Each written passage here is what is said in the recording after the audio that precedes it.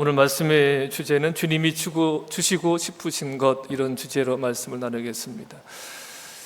이 시간에 주님이 주시고 싶어 하시는 것을 받으시는 은혜가 있기를 바랍니다. 이 시간 은혜와 진리의 주님께서 함께 하시기를 축복합니다. 예수님은 공생의 대부분의 시간을 갈릴리에서 보내시면서 사역을 하셨습니다.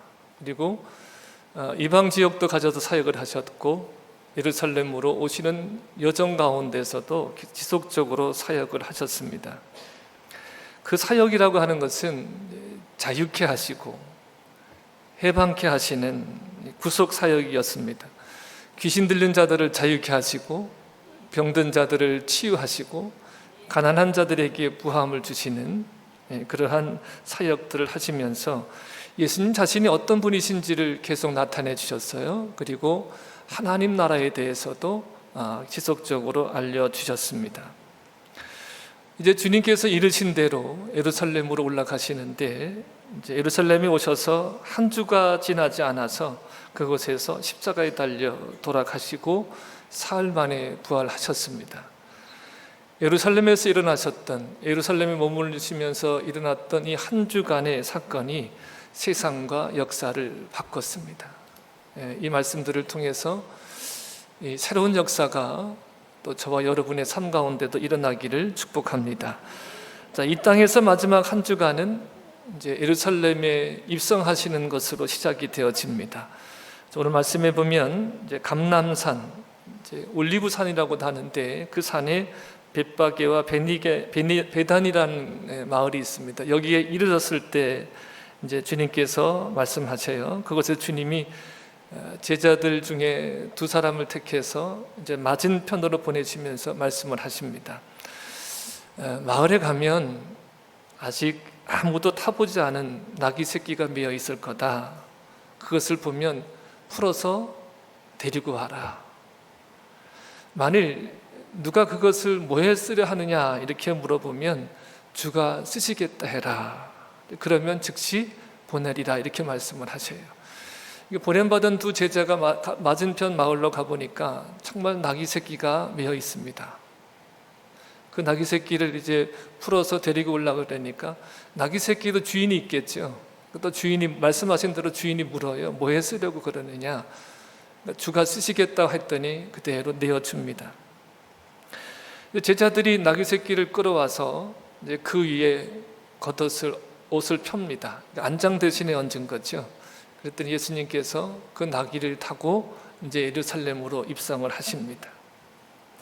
근데 많은 사람들이, 어떤 사람들은 그 길 위에다가 겉옷을 펴니다. 그리고 어떤 사람들은 오늘 본문에 보면 들에서 나뭇가지를 꺾었다 그랬는데, 이 나무가 종려나무거든요. 대추야자나무.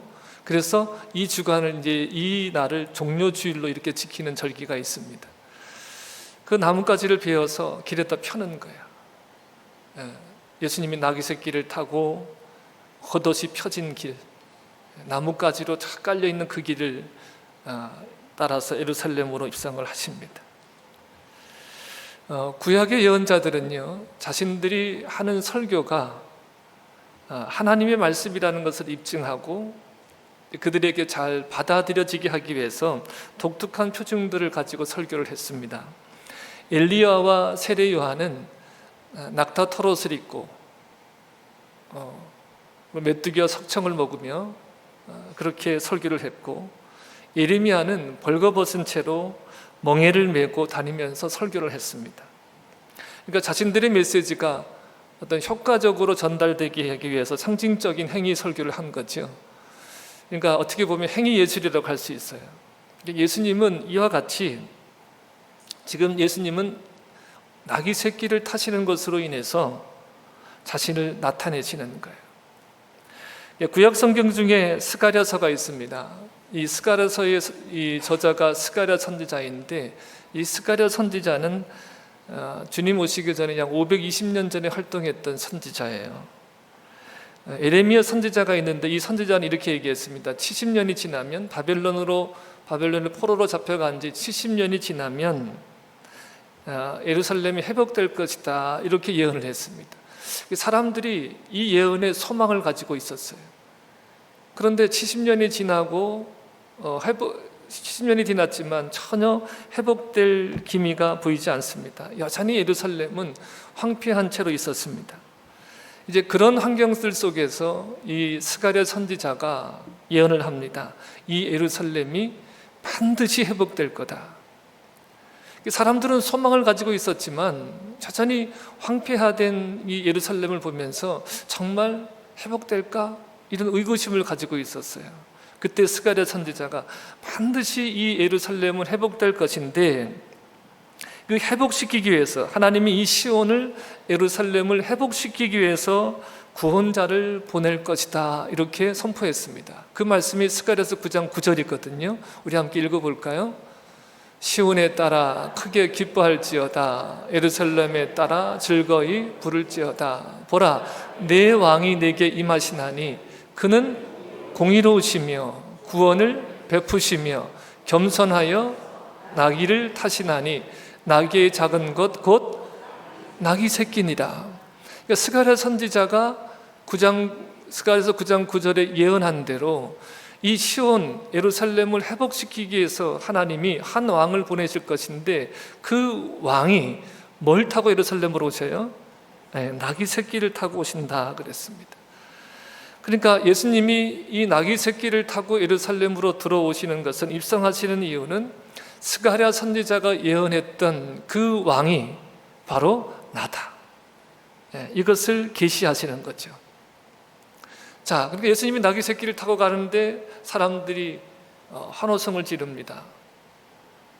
겉옷을 펴고 나뭇가지를 펴면서 예수님을 따르며 소리를 지릅니다. 그 소리 지르는 내용이 우리 9절부터 10절에 있는데 함께 다시 한번 보실까요? 9절에 앞에서 가고 뒤에서 따르는 자들이 소리 질러요. 뭐라고 소리 질러요? 호산나 찬송하리로다. 이 대목은 좀 우리가 크게 좀 해봤으면 좋겠어요. 호산나 찬송하리로다 주의 이름으로 오시는 이여. 10절에 찬송하리로다 오는 우리 조상 다윗의 나라여 가장 높은 곳에서 호산나 하더라. 아멘. 자, 9절과 10절에 보면 호산나라는 단어가 2번 나와요. 그렇죠? 이제 히브리 말로 하면 지금 우리를 구원하소서 이런 의미예요. 주여 지금 우리를 구원하소서 이런 의미를 담고 있는 단어가 호산나입니다. 자, 그리고 찬송하리로다는 단어가 2번 나와요. 이 호산나와 찬송하리로다는 말은 각각 어떤 다른 말과 연결이 되어지는데, 자 9절을 보시면 호산나 찬송하리로다 이어지는 말이 뭐예요? 주의 이름으로 오시는 이여. 자, 지금 나귀 새끼를 타고 예수님께서 예루살렘으로 들어가시는데 예수님은 누구 이름으로 오셔요? 주의 이름, 곧 하나님의 이름으로 오셨다는 거예요. 자, 하나님의 이름으로 오셨다는 것은 곧 누가 오시는 거예요? 하나님이 오시는 거예요. 주의 이름으로 오시는 이여. 그러니까 예수님은 나귀 새끼를 타고 예루살렘으로 성으로 들어가시는데 하나님의 이름으로 오셨다는 거예요. 자, 그리고 또 10절에 보세요.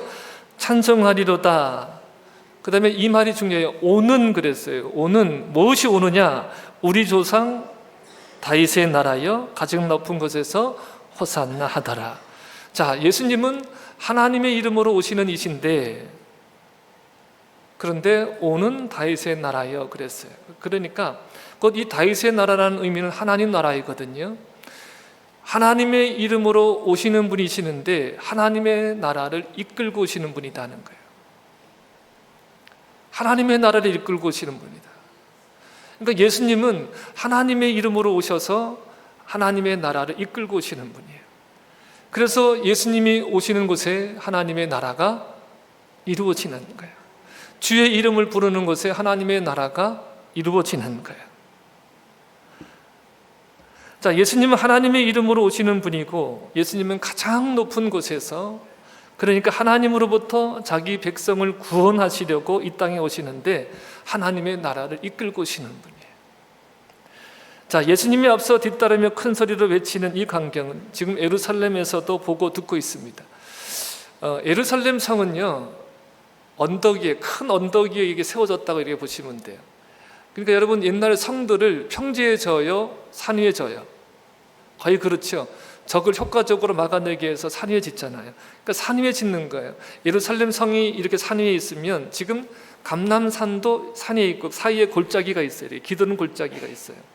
제가 성지순례를 가보면 한 해발이 한 40m 정도 이렇게 차이가 난다 그래요. 40m, 거의 높이가 비슷한데 골짜기는 이렇게 깊어요. 근데 이 산 등성과 이 산 등성은요 거의 가까워요. 이렇게. 그래서 저희가 묵었던 그 호텔에서 마당에서 이렇게 보면 앞에 황금돔이 이렇게 보여요. 바로 이렇게 보여요. 잡힐 듯이 이렇게 보여요. 굉장히 가까운 거죠. 지금 이 예루살렘 성은요 수많은 인파로 덮여 있어요. 유월절을 지키러 온 사람들이. 그러니까 어떤 학자들은요 이렇게 100만에서 250만까지 이렇게 얘기를 해요. 그러니까 그 지역이 굉장히 큰 지역은 아니거든요. 그런데 그곳에 모인 사람이 지금 100만에서 한 250만까지 추정이 된다 그래요. 한 2km 정도까지. 그러니까 사람으로 가득 차 있는 거예요. 인산인해를 거의 이루고 있는 거예요. 그러니까 이 수많은 사람들이 지금 예수님에게 다 관심이 쏠려 있는 거예요. 예루살렘 성 그에 가득한 사람들도 지금 예수님이 지금 이쪽 언덕에서 베다니에서 나귀를 타고 이렇게 가시는 것을 보는 것, 그 위에서. 그리고 수많은 사람들이, 여러분 그냥 한두 사람이 그런 행위를 한 게 아니라, 제자들 12명이 행위를 한 것이 아니라 이 여리고 성에서부터 큰 무리가 따랐잖아요. 그 따르는 무리들이 여전히 예수님과 함께 하는 거예요. 겉옷을 피고 나뭇가지를 피면서 외치는 거예요. 호산나 다윗의 자손이여. 이 소리가 메아리 치는 거예요. 여러분, 골짜기에서 골짜기 사이에 소리를 지르니까 어떻게 소리가 울릴 거 아니에요. 사람들의 소리, 이 소리가 가득한 거예요.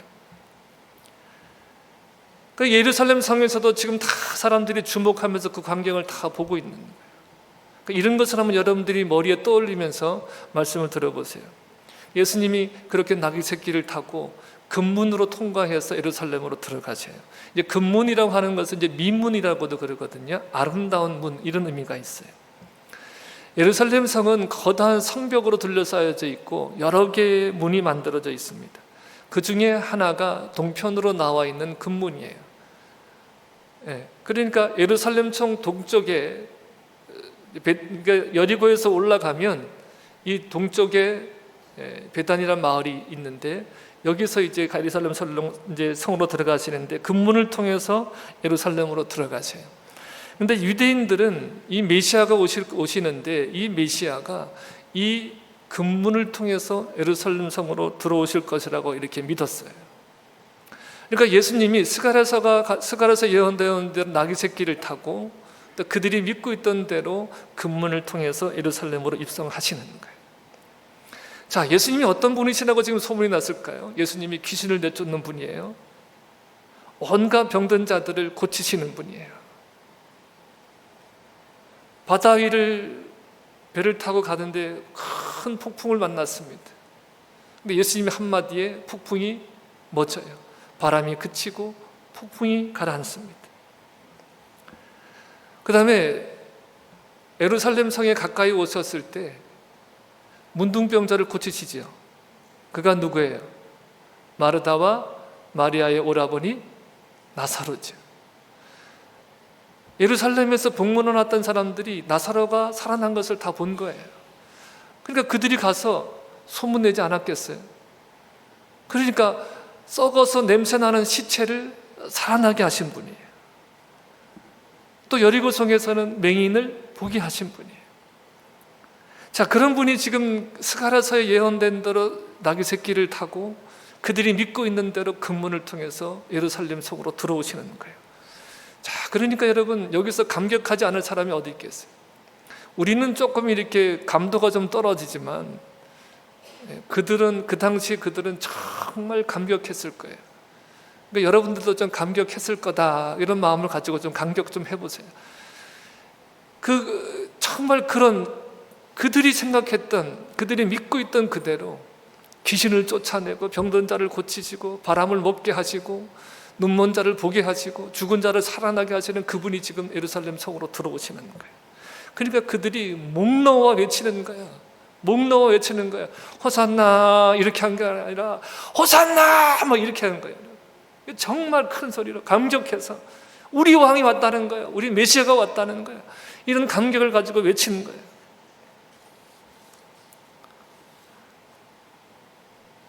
반면에 이 모습을 지켜보던 유대 당국자들은요, 경악해서 탄식합니다. 이렇게 호산나 하면서 감격해서 외치는 자들이 있는 반면에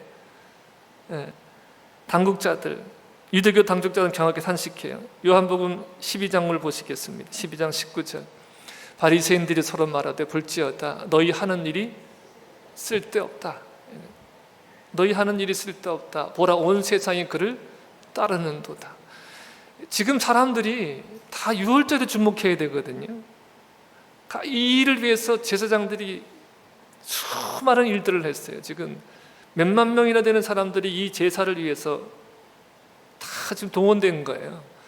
그런데 사람들이 제사의 동원에 집중하는 것이 아니라 지금 누구에게 집중하고 있어요? 예수님에게 집중하고 있는 거예요. 그러니까 여러분, 예수님은 제사에 집중됐던 사람들을 이제 예수님에게로 향하게 하셔요. 왜냐하면 구원이 제사에 있는 게 아니라 유월절을 지킴에 있는 것이 아니라 예수님께 있음을 선포하시는 거예요. 근데 이 일을 보고서 그것이 정말 유일한 구원의 길이라고 여기고 철저하게 지키고자 했던 이 바리새인들이 탄식하는 거예요. 우리가 하는 일이 헛되도다. 다 온 세상 사람들이 그를 따르는도다. 이렇게 탄식을 했습니다. 또 바리새인들은요, 예수님에게 가서 직접 항의하기도 했어요. 누가복음 38장 39절에 봅니다. 이르되 찬송하리로다 주의 이름으로 오시는 이여 오시는 왕이여 하늘에는 평화여 가장 높은 곳에 영광이로다 하니 무리 중 바리새인들이 뭐라 그래요? 선생님이여 당신의 제자들을 책망하소서. 당신의 제자들을 책망하라는 거예요. 좀 조용히 하게 하라는 거예요. 지금 우리는 유월절에 주목해야 되는데 왜 사람들이 당신에게 주목하게 하느냐? 좀 조용하게 해라 그럽니다. 근데 주님은 그들의 요청을 받아들이지 않고 오히려 다른 말씀을 하세요. 40절에 볼게요. 대답하여 이르시되 내가 너희에게 말하노니 만일 이 사람들이 침묵하면 누가? 돌들이 소리 지르리라. 이 사람들이 침묵하면, 이 무리가 침묵하면 돌들도 소리 지를 거야. 이렇게 말씀을 하시는 거예요. 그러니까 이 말씀의 의미는 예수 그리스도의 왕되심이 부인하는 것이 아니라 그것을 확인해 주시는 거죠. 나는 왕으로 지금 입성하는 거야. 그것을 말씀하시는 거예요. 예수 그리스도의 왕되심이 사실이라는 것을 말씀하시는 거죠. 그러니까 주님은 그것을 부정하시지 않았어요. 부정할 마음이 없으셨어요. 그러니까 이처럼 주님의 예루살렘 입성은 단순하지 않아요. 이 소문이 일파만포로 퍼져나갔습니다. 그러니까 지금 예루살렘 성 전체가 지금 떠들썩한 거예요. 근데 여러분 보세요. 오늘 마태복음 21장 10절에 11절에 보면 이렇게 말해요. 예수께서 예루살렘에 들어가신 온 소동이 소동하여 이르되 이는 누구냐 하면은 우리가 이르되 뭐라 그래요? 나사렛에서 나온 선지자 예수라 하니라. 그러니까 지금 온 성이 예루살렘 성이 소동하는 거예요. 그러니까 말씀드렸던 대로 지금 이 예루살렘은요, 유월절을 지키러 온 사람들로 인산인해를 이룰 때예요. 예루살렘은 이들이 외치는 소리로 가득 찼고 땅이 진동할 정도였습니다. 그러니까 사람들은요, 예수님을 메시아, 그것도 다윗 왕국을 회복할 그런 메시아로 기대를 한 거예요. 그러니까 금방이라도 무슨 일이 생기라는 기대감으로 가득 찼습니다. 그러니까 제가 이 본문을 가지고 이제 평행 본문인 마태복음을 가지고 종료주일에 설교를 했거든요. 혹시 여러분들 기억하세요? 그때 설교할 때 제가 이런 말씀을 드렸어요. 예수님이 만약에 이들을 이용하셔서 혁명을 일으켰으면 금방 그 혁명은 성공했을 거예요. 이 무리를 이용하셨다 그러면 금방 하나님 예수님은 뭔 큰일을 해내셨을 거예요. 그만큼 사람들이 정말 기대감으로 가득 찼습니다. 지금 백성들의 환호가 지금 당장 다윗의 나라를 이루어달라는 거예요. 그리고 지금 당장 다윗의 나라가 이루어질 것으로, 다윗 때의 영화가 이루어질 것으로, 그 나라의 영화를 회복할 것으로 그렇게 기대를 하고 있는 거예요.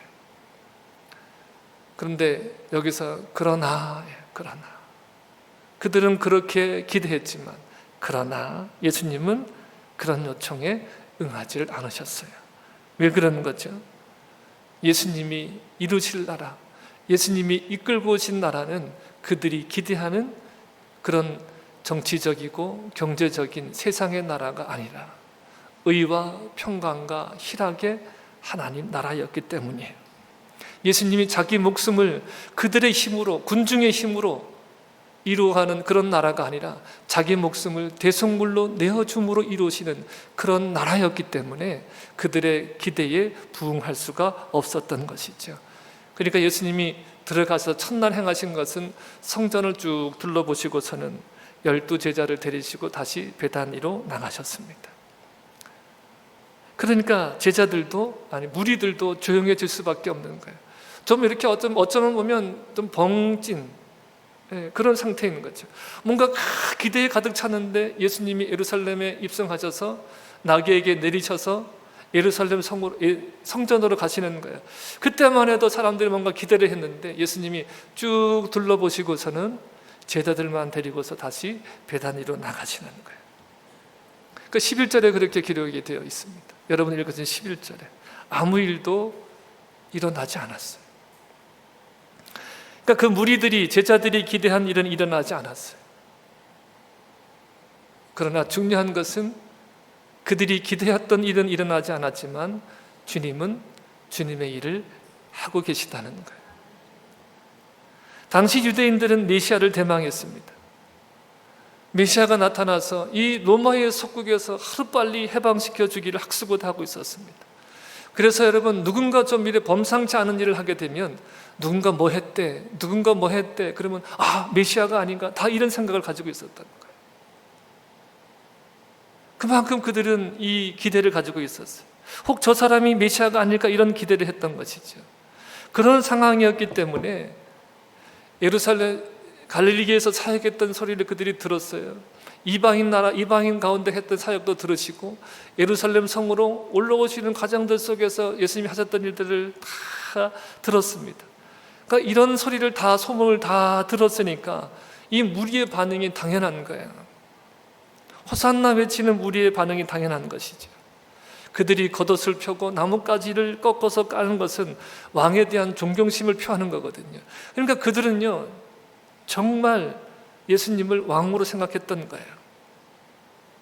너무나 기쁜 나머지 하나님께만 올려드릴 수 있는 찬사를 이 예수님께 쏟아 놓습니다.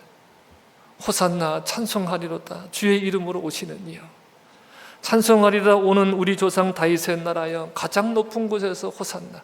그러니까 여러분, 이 찬사는요 하나님께만 할 수 있는 찬사예요. 근데 이 찬사를 지금 예수님께 하고 있는 거거든요. 인간에게는 바칠 수 없는, 그들의 신앙적인 관점에서는 인간에게는 바칠 수 없는 그런 찬사였습니다. 하나님께 어울리는 찬사를 하는 것을 보면 그들이 정말 예수님을 메시아라고 확신하고 있었습니다. 메시아라고 하는 것을 그들이 알아차린 것은 좋았어요. 여기까지는 좋았는데, 그런데 예수님의 의도를 제대로 파악하지 못했어요.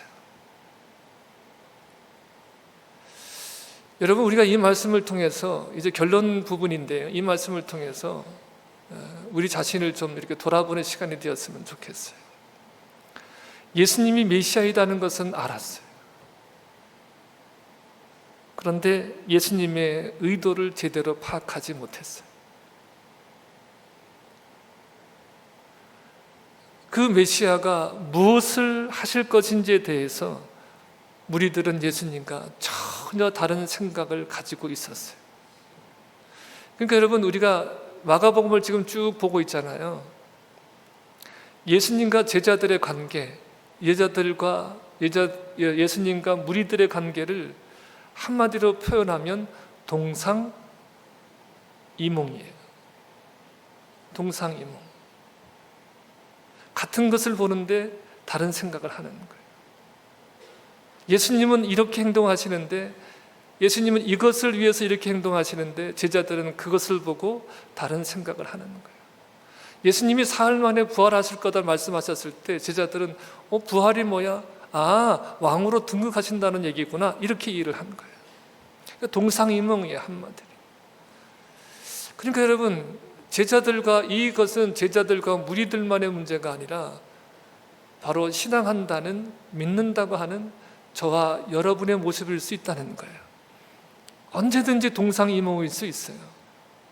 우리가 주여 주여 하고 예수님의 이름을 부르지만 예수님이 어떤 의도를 가지고 이 일을 하시는지, 그리고 예수님이 무엇을 하실 것인지에 대한 것을 우리가 바르게 알고 있지 못할 수 있다는 것입니다. 그들은 메시아로 예수님이 갈릴리에서 드러내신 그 놀라운 능력으로 지금 로마 군대를 몰아내고 이스라엘 왕국을 다시 세워줄 것이라고 기대를 했어요. 제자들도 마찬가지예요. 그러니까 야고보와 요한이 뭐해요? 예수님께 와서 둘 중에 하나는 우편에 하나는 왼편에 앉혀달라고 청탁을 하잖아요.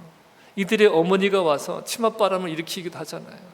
그러니까 그들이 이해하고 있었던 나라, 예수님이 이루실 그 나라는 그냥 그들이 평소에 메시아를 기다리는 사람들이 기대했던 로마를 몰아내고 이루실 그 나라만을 기대했던 거예요.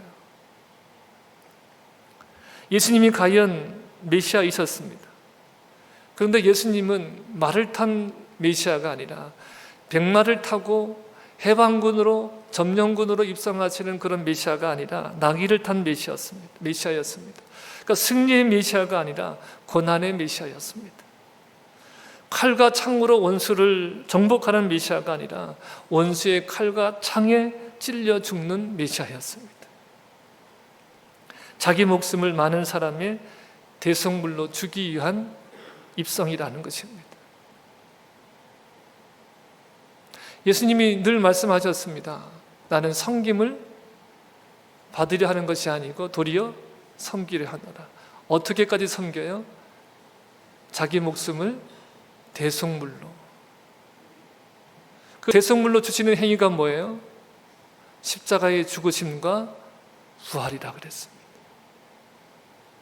그 대속이라는 의미는 자유케 하고 해방케 한다. 자유케 하고 해방케 하시기 위해서 예수님이 지금 대속물로 주시기 위해서 예루살렘 성에 입성한 거예요. 근데 그 당시에 이 예수님의 의중을 아는 사람이 아무도 없었습니다. 예수님은 제자들에게 3번 말씀하셨어요. 그죠? 우리가 지금 마가복음에서 3번 말씀을 하셨어요. 암시해 주신 거예요. 예루살렘에서 지금 예수님이 십자가에 죽으실 것과 부활하실 것을 계속해서 암시해 주셨지만 그들은 사실은 그것을 거부했어요. 구원자인 메시아가 죽는다는 말은 듣지도 못했고 믿을 수도 없는 말이기 때문에 임으로 해석을 한 거예요. 그것은 받아들일 수가 없는 거예요. 그들의 기준으로는 받아들일 수가 없는 거예요. 그러한 메시아는 그들이 기대하는 메시아가 아니라는 거예요. 그러니까 여러분, 우리가 신앙한다고 할 때 우리 신앙은요, 우리의 기대, 우리가 원하는 메시아상을 내려놓는 거예요. 여러분, 이것이 필연적으로 있어야 돼요. 내가 기대하고 내가 원하는 메시아가 아니어야 돼요. 우리가 원하는 메시아가 아니라 하나님의 이름으로 오셔서 그의 나라를 이루신 하나님의 뜻대로 되어주시는 메시아야 되는 거예요. 그런 구원자여야 되는 것입니다. 바로 그런 까닭에 이 무리 중에 일부는요, 아니요, 전부일 수 있어요. 며칠이 지나지 않아서 닷새 만에 빌라도 앞에서 예수님을 십자가에 못 박으라고 외치는 자들이 되어졌습니다. 제자들이 예수님에게 왔던 한 사람이 그러잖아요. 무엇으로 해야 영생을 얻을 수 있습니까? 율법을 지켜야 된다. 네, 내가 어려서부터 지켰습니다. 한 가지 부족한 것이 있어. 내 소유를 다 팔아서 가난한 자들에게 나눠주고 그 후에 나를 따라와. 그것이 영생의 길이거든요. 그런데 이 사람이 시험이 들어서 근심하며 떠나갔어요.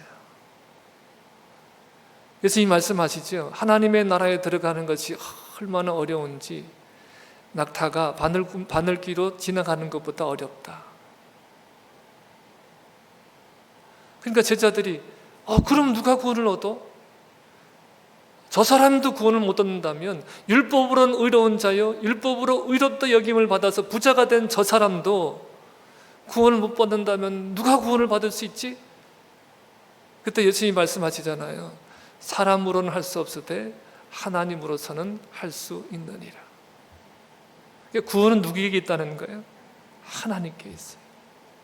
그러면서 하시는 말씀이 뭐예요? 내가 섬기러 왔는데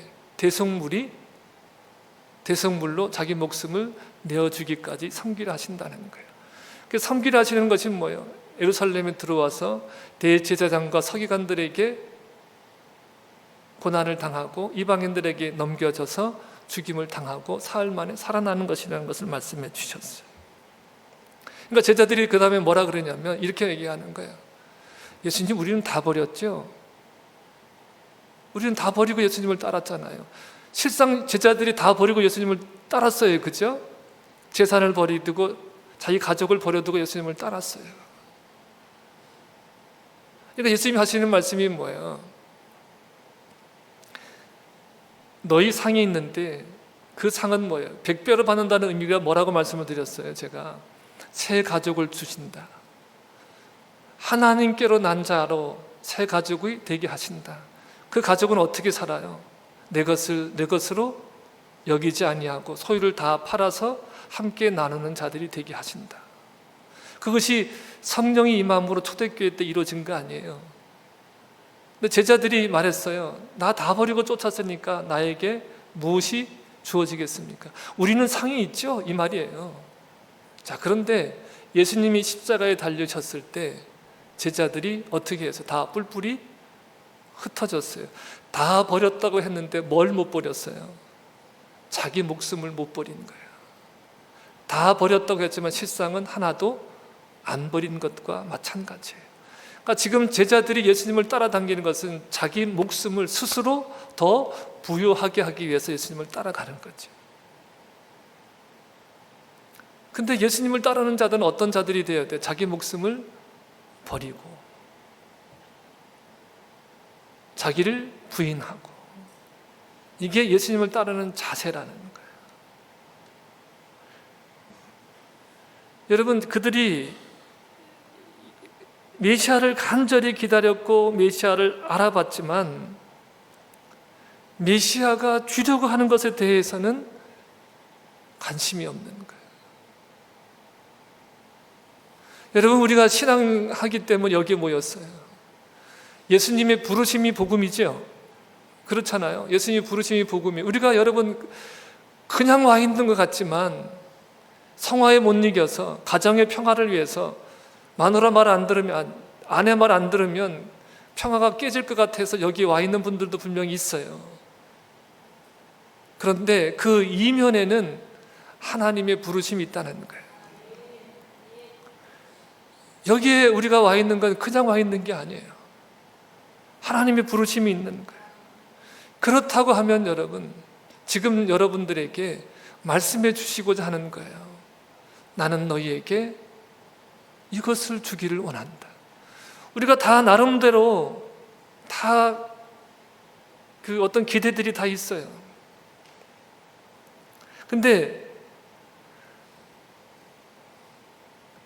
이 무리들을 보면 누군가로부터 구원받기를 간절히 원했지만 메시아가 주려는 이 구원에는 관심이 없었다는 거예요.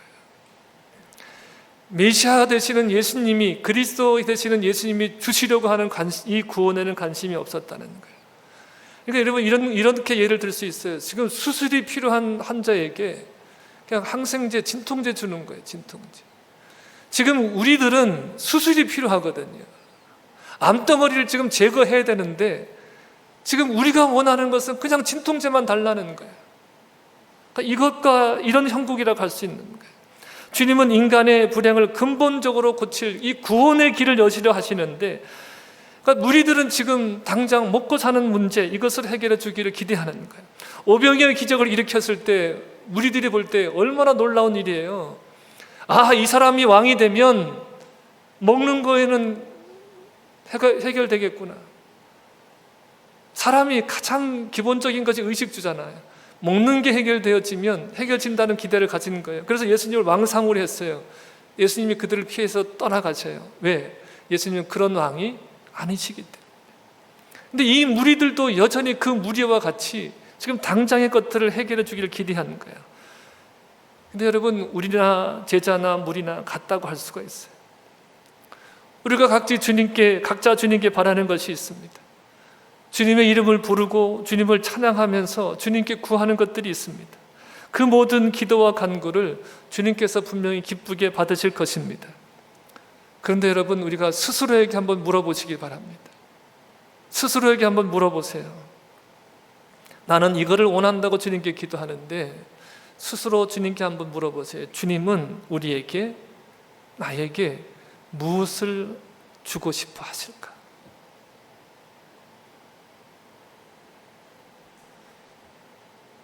주님은 나에게 무엇을 주고 싶어 하실까? 여러분, 물론 주님은 우리가 구하는 모든 것을 주고 싶어 하셔요. 우리를 사랑하시니까. 우리가 여러분, 하나님과 우리의 관계를 어렵게 생각하지 마시고요.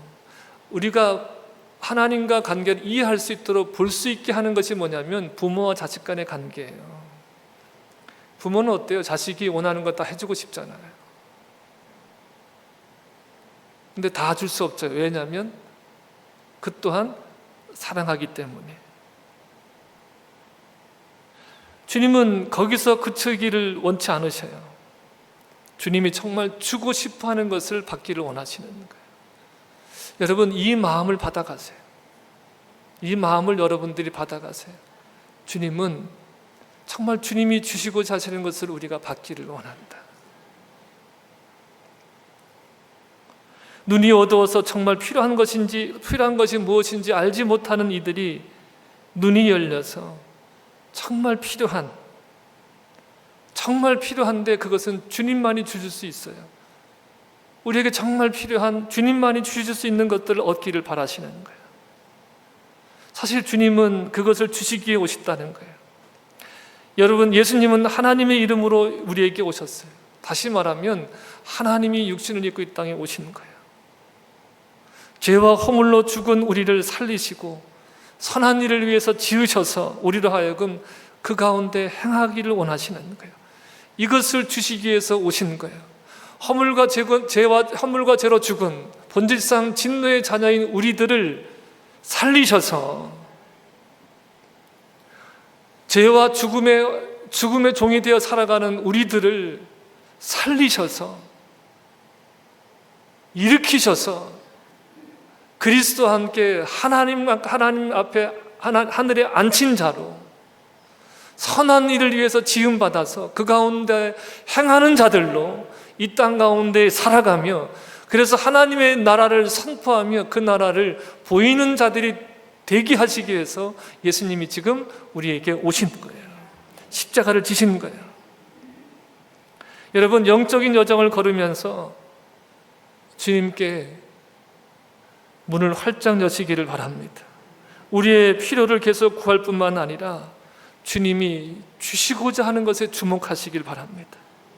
그리고 주님은 주실 수 있음을 기억하세요. 주님은 주실 수 있는 분이에요. 우리 옆에 사람들하고 인사합시다. 주님은 해 주실 수 있습니다. 시작. 네, 주님은 주실 수 있는 분이에요.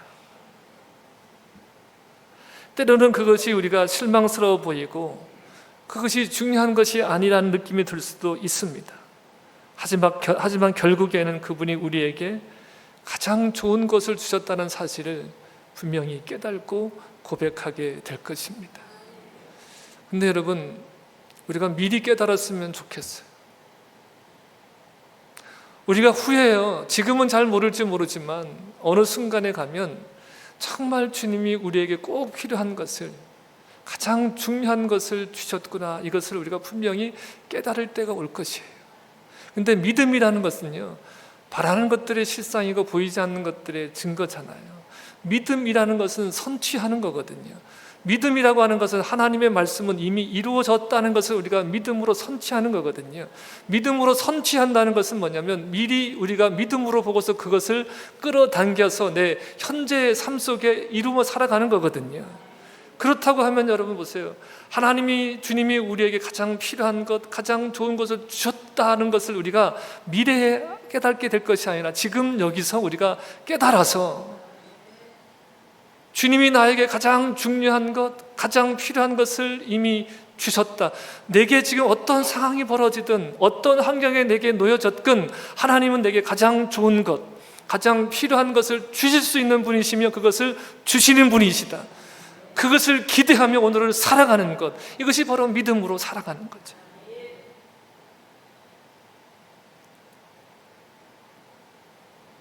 바람은 극복하면 되는 거고 두려움은 직시하면 돼요. 여러분, 믿음의 눈을 열어서 직시해 보십시오. 그러면 우리가 넘지 못할 산이 없어요. 왜냐하면 우리가 넘는 것이 아니라 우리와 함께 하시는 주님이 넘게 하시니까. 일체의 비결이 되시는 그 주님을 믿는 믿음의 서기를 축복합니다. 기대하십시오. 그리고 설레는 마음으로, 정말 설레는 마음으로 하루하루 기대하십시오. 가장 좋은 것을 주신다. 그것을 주실 수 있는 분이 내 주님이시다. 그 은혜를 사모하며 하루하루 살아가는 믿음의 여정을 걸어가는 저와 여러분 되기를 주님의 이름으로 축복합니다.